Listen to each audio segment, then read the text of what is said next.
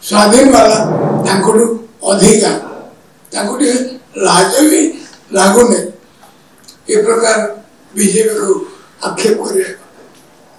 BJP ना BJP सांगे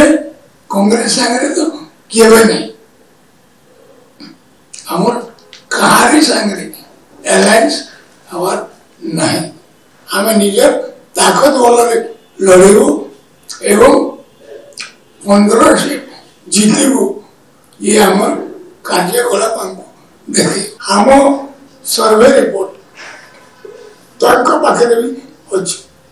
आम अधिका पाइबू संभावना को देखुचे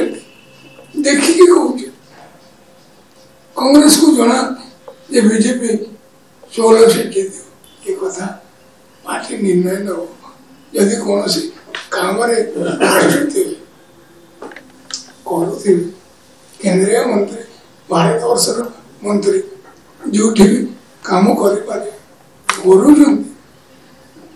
प्रोग्राम बार बार कटक पढ़ी दे पारे अधिक रेलवे ट्रैक थी कारण ये पार्टी में तो लाभदायक हम बीजेपी फेवर सारा भारत वर्ष अच्छे तेणु से लड़ले जीते कौन सी आपत्ति नहीं